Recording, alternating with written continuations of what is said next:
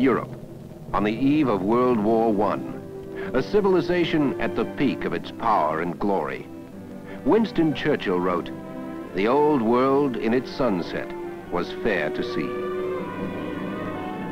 Fair for some, perhaps, but not for all. Elaborate systems of alliance have divided Europe into two armed camps, and the general staff spend their days planning the war they are sure will come. Across the Atlantic, the United States is a dynamic continental nation, a potential world power as yet unwilling to play a great power role. Its people still determined to remain aloof from the politics of Europe. Its President, Woodrow Wilson, speaks of a new social age, a new era of human relationships. His Secretary of State predicts, "There will be no war as long as I live." But war came, to Europe, to America, to Woodrow Wilson.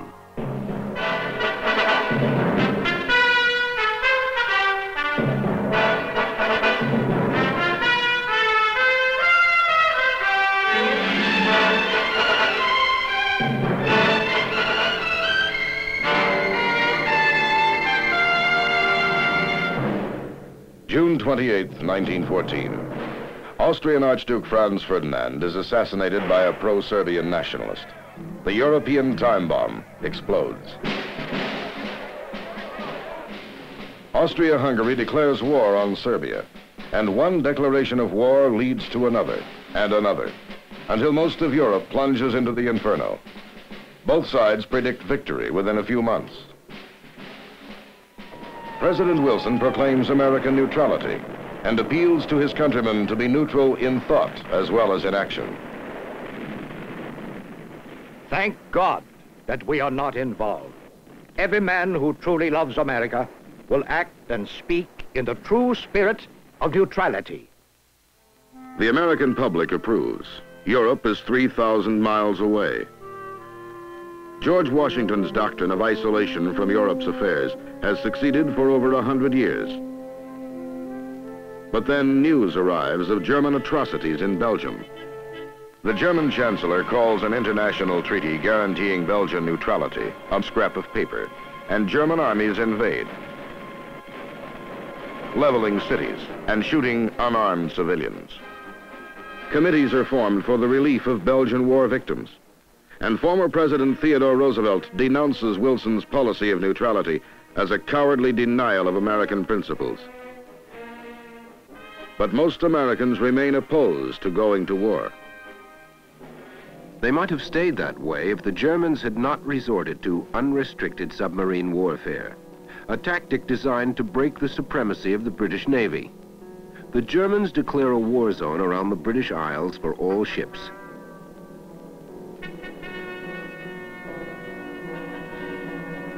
The German embassy publishes a warning in New York newspapers that transatlantic travel is unsafe.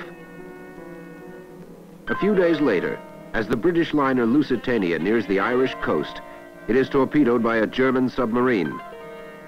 More than 1,100 lives are lost. American public opinion turns decisively against Germany. Now, President Wilson confronts a problem as old as the Republic: the rights of neutral Americans when Europe is at war. In 1916, he runs for re-election on the slogan, "He kept us out of war." I know that you are depending on me to keep this nation out of war. So far, I have done so, and I pledge you my word that, God helping me, I will, if it is possible. Germany has promised there will be no repetition of the Lusitania sinking. During the next few months, Wilson attempts to play the role of peacemaker. He tries to convene a peace conference. When this fails, he asks both proposals for peace. When this fails, he offers a program of his own. February 1917. Germany resumes unrestricted submarine warfare. The Germans calculate they can win the war before the United States can intervene. Within 2 months, 6 American vessels are sent to the bottom by German submarines. At the same time, it is learned that Germany has proposed an anti-American alliance with Mexico. Peace is no longer possible. Wilson breaks relations with Germany and asks Congress for a declaration of war. It is the war to end all wars. It is a fearful thing to lead this great peaceful people into a war, into the most terrible and disastrous of all wars. Civilization itself seeming to be in the balance. We shall fight for the ultimate peace of the world. The world must be made safe for democracy.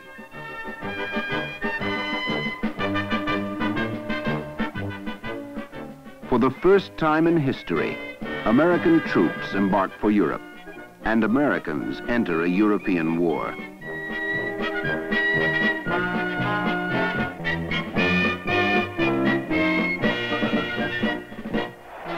The American soldiers are greeted by joyous mobs who pray these fresh troops can end the years of stalemate.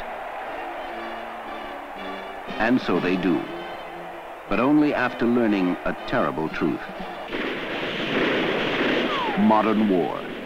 Mass slaughter on battlefields as desolate as the moon. Landmines and poison gas and long-range artillery.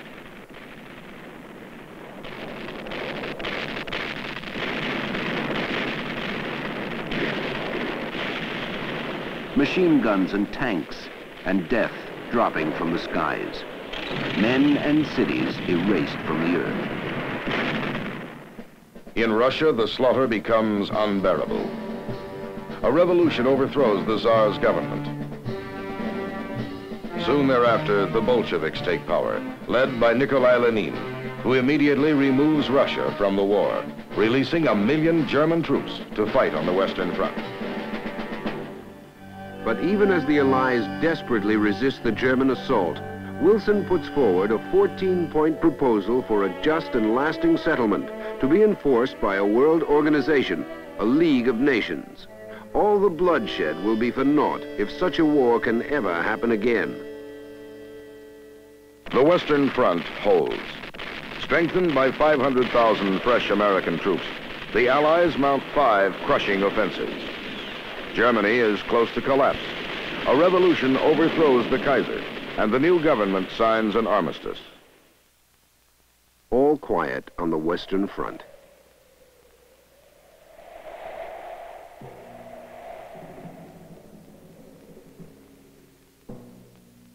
And in the cities of the world, wild joy.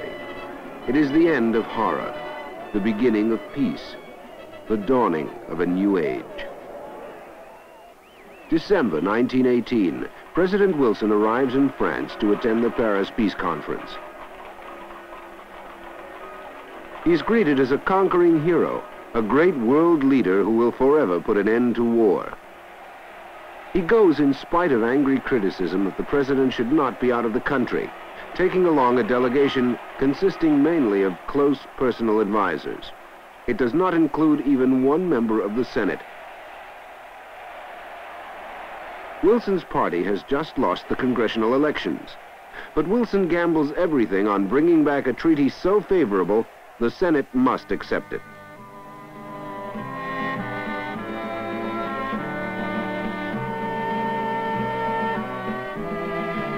"27 nations send delegates to the conference, but the crucial decisions are made by the Council of 4. Wilson, Italian Premier Orlando, French Premier Clemenceau, and British Prime Minister Lloyd George. They meet behind closed doors, appearing in public only for ceremonious picture-taking. Their announcements are bland.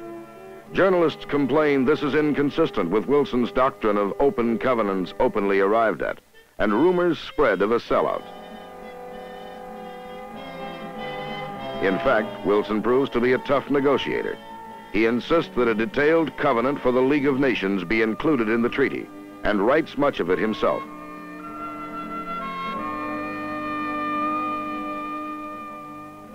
June 28, 1919. In the Great Hall of Mirrors at Versailles, the delegates assemble to sign the Treaty of Peace. Few are satisfied. All have been forced to compromise. Germany and her allies are required to accept responsibility for all war damages suffered by their opponents. But the treaty includes Wilson's cherished League of Nations. The League would make adjustments. The League would enforce the peace. Wilson comes home. To obtain popular support and Senate approval of the treaty, he discovers that hostility to the League and other parts of the treaty is much greater than he had realized. Senator Lodge, chairman of the Foreign Relations Committee. It is just as undesirable to have Europe interfere in American affairs now as Mr. Monroe thought it was in 1823. Against the advice of his doctors, Wilson embarks on a cross-country tour designed to force Senate acceptance of the treaty. He warns his countrymen that rejection will lead to another world war within a generation. I would like to get together the boys who fought in the war, and I would stand up before them and say, boys, I told you that this was a war against wars, but I am obliged to come to you in mortification and shame and say, I have not been able to fulfill the promise. You are betrayed. Wilson makes 37 speeches in 22 days, traveling nearly 10,000 miles, one man pushing himself beyond the limits of human endurance to save the whole framework of the peace he fought so hard to construct. The pressure is too much. Wilson collapses and is rushed back to Washington. Soon, one side of his body is paralyzed. November 1919. The treaty is defeated in the Senate by a vote of 53 to 38. The United States will not join the League of Nations. The United States will return to the isolationism of the past. Woodrow Wilson, his health destroyed and his days numbered, broods out the rest of his term, a broken, embittered invalid. They have shamed us in the eyes of the world.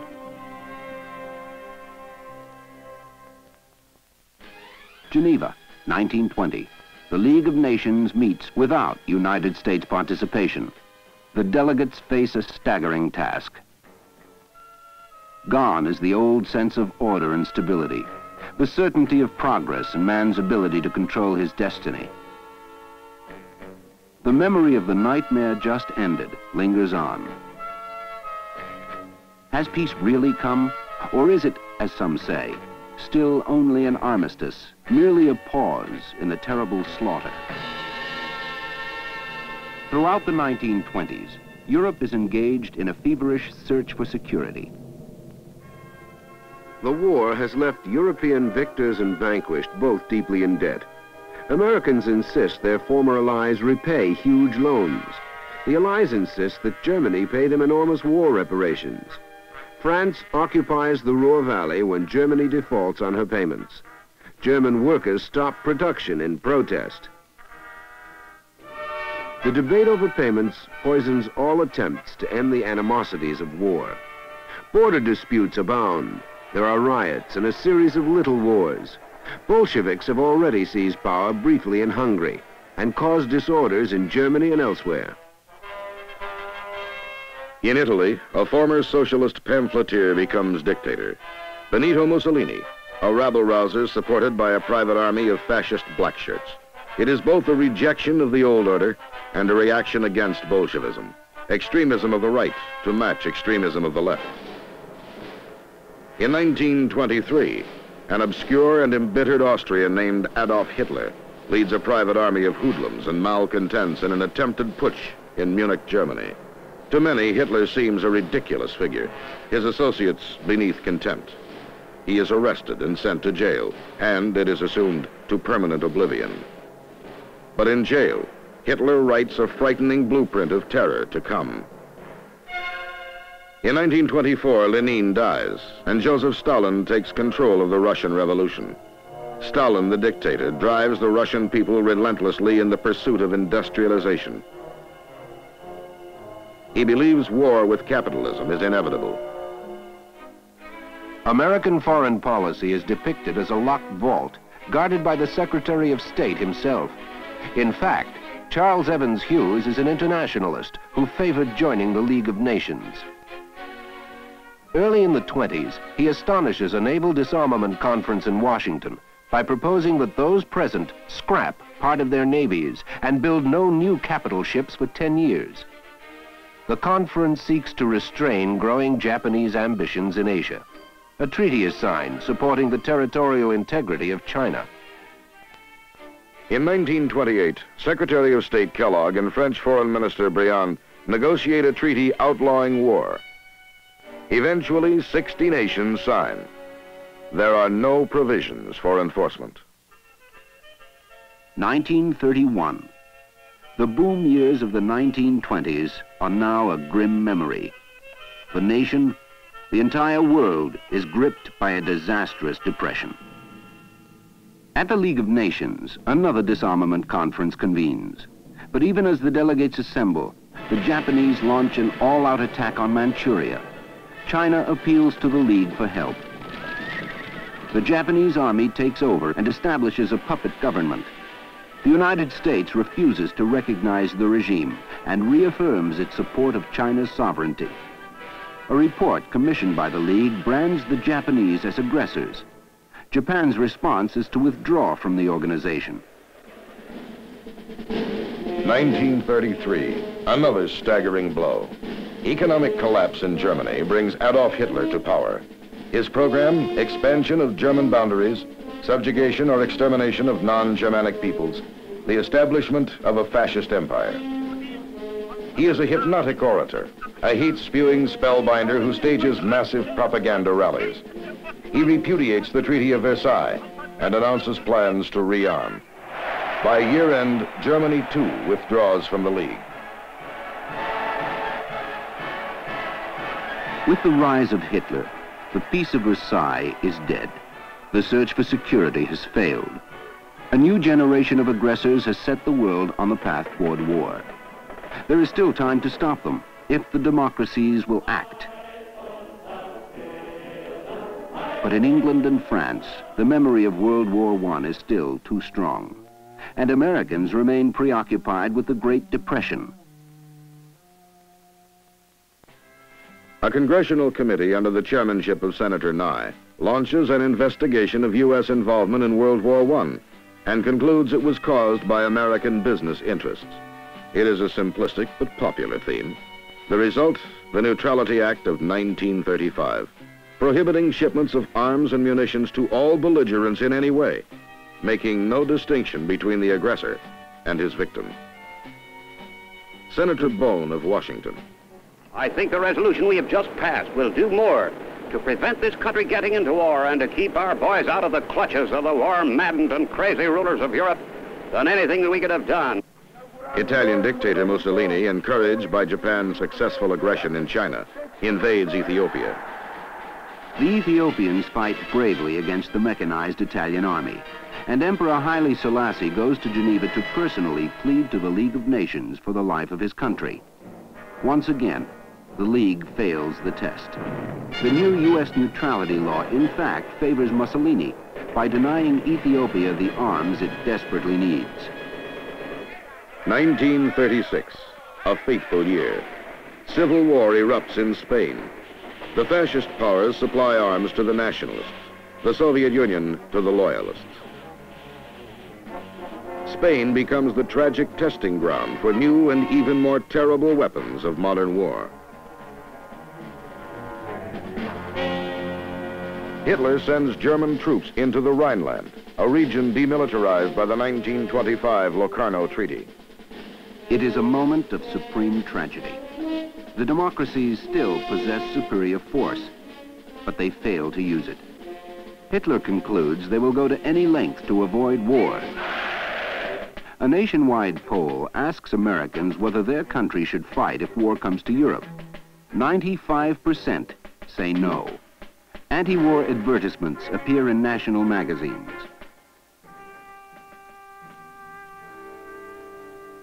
I have seen war. I have seen war on land and sea. I have seen blood running from the wounded.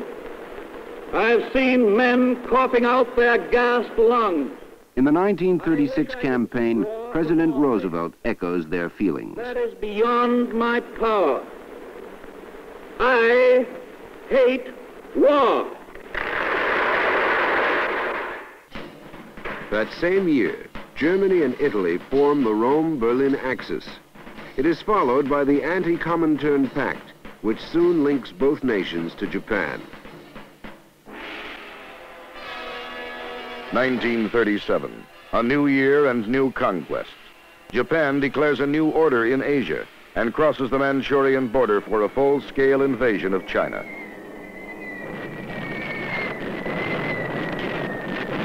At last, Roosevelt feels compelled to speak out. He suggests the quarantine of international lawlessness, but the public's response is negative. December. Japanese aircraft attacked the U.S. gunboat Panay on peaceful patrol in the Yangtze River. Survivors are strafed as they go ashore. Americans are shocked, outraged, and the Japanese apologize, but the two nations are now on a collision course. 1938, Adolf Hitler's turn.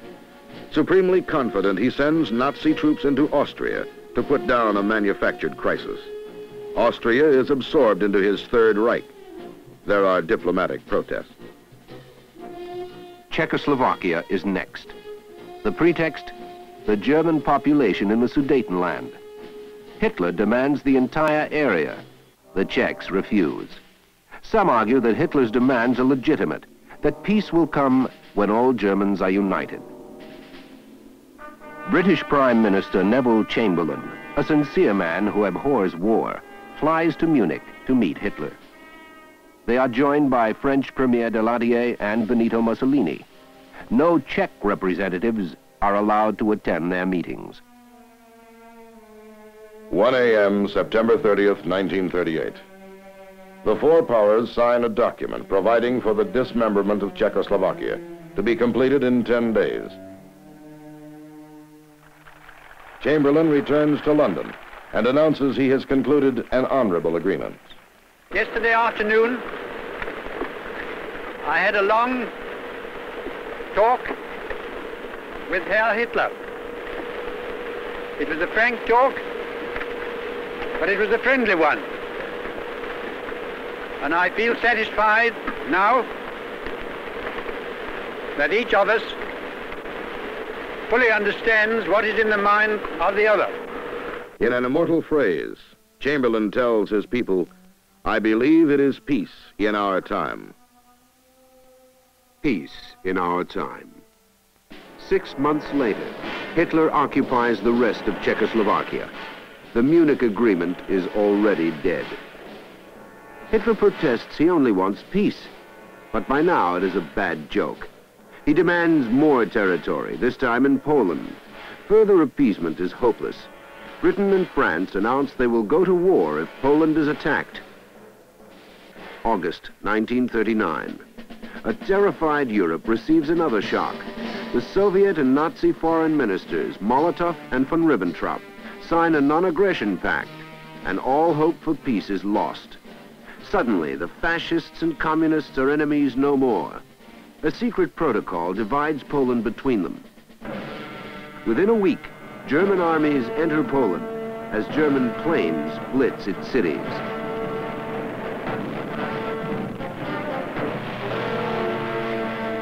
World War II has begun.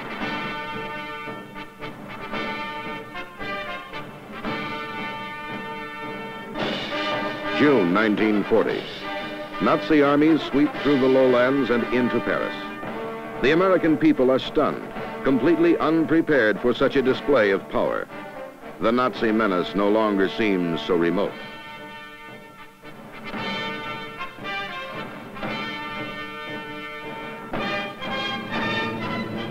The German Air Force begins its assault across the English Channel. The Battle of Britain is on. If England breaks, Hitler has conquered Europe.